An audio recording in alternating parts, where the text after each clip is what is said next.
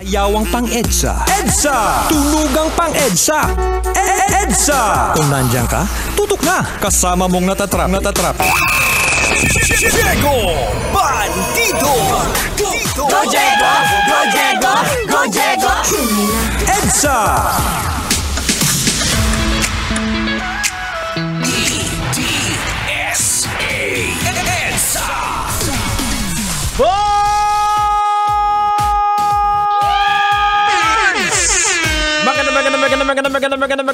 Magandang gabi! Oras natin, it is now 30 minutes after 7 o'clock at welcome po dito sa programang EDSA. Siyempre kasama pa rin po Tanghenyo and yours truly, Diego Bandido. Manong Driver, how are you doing? Okay ka lang ba? Mukhang pagod na pagod ka. Pakis nga muna. Isa lang. Isang smack lang sa gums. Ay, maluig. Okay, mga kabisyo tang, ito hindi na natin patatagalin to. Ito masarap pag-usapan to. Pag-usapan na natin to.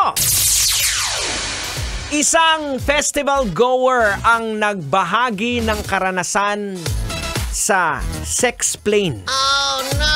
Kung saan pwedeng sumali sa Mile High Club sa kilalang Burning Man Festival. Ito pong Burning Man Festival ay ginaganap po taon-taon sa Black Rock Desert ng Nevada.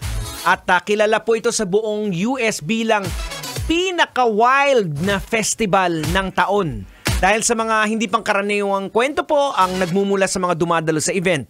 May kwento po tungkol sa isang malaking sex tent kung saan hinihikayat ang mga dumadalo na gumamit ng baby wipes at hand sanitizer. Pambihira naman, oh. Tapos parang nangyayari, parang yung mga campers doon malaya silang makipagtalik parang semi-public sa panahon ng event. Which is nakakalungkot, ano? Now, eto mga kabisyo, logica na natin tatang. Ay, sige. Huwag mo nang patagalin yan, kalbo. Logican mo na yan. Logica na yan. Logica na yan. Alright mga kabisyo, logica na yan. Anong leksyon ang ating mapupulot? Anong aral ang ating madudukot? Boards! Kailangan pa bang i-memorize yan? Basic na nakakalungkot yung ganitong kalaswaan. Diba? Nagiging basic na sa ibang bansa. Mga ginagawa na ito. Ang nakakalungkot pa, minsan sa publiko pa eh. Ang mga sagradong bagay na dapat ginagawa sa isang pribadong lugar, ginagawa dapat ng mga taong kasal at mag-asawa lang. Imaginin mo tang, sa eroplano pa nila ginawa. Ang bihira naman, no? Grabing kalaswaan at kasamaan ng tao, no? Ay, kulang na lang. Iba yung gawin nila, yung tumalon sila, magparashoot, tapos doon nila gawin sa gitna ng, hangin. Pambihira naman, oh. Ay, naku mga kabisyo. Logican po natin mga kabisyo, ha?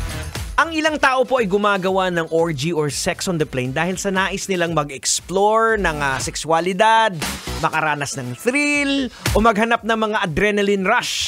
Sa mga festival tulad po ng Burning Man, ang open-mindedness at sense of community ay nagiging bahagi po ng karanasan kung saan ang mga tao po ay malaya na sumasali sa kakaibang aktibidad bilang bahagi ng kanilang pamumuhay. Well, mga kabisyo, ang nakakatakot po sa ganitong mga pangitain, mga kaibigan, ito kasing sinasabi at binabanggit sa Bible na malapit na ang end of days eh. Di ba? Oh no! Oo, ito magbabasa muna ako ng quote sa Bible. Baka uminit ka na naman, ha? Oh, yan oh. Sinasabi po sa 2 Timothy chapter 3, verse 1 to 4. Makinig kayo mga kabisyo, ha? Oh, but mark this. There will be a terrible times in the last days.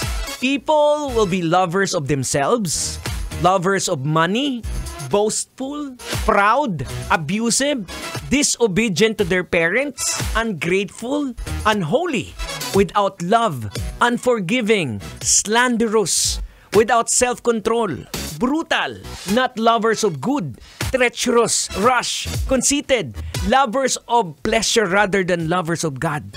Nakakatakot yan na yung nangyayari ngayon. Ala, malapit na! Kaya Uncle Boards, magsisi ka na sa kasalanan mo dahil kung hindi, ano mangyayari, Tang? Susunduin ka ng may buntot at may sungay.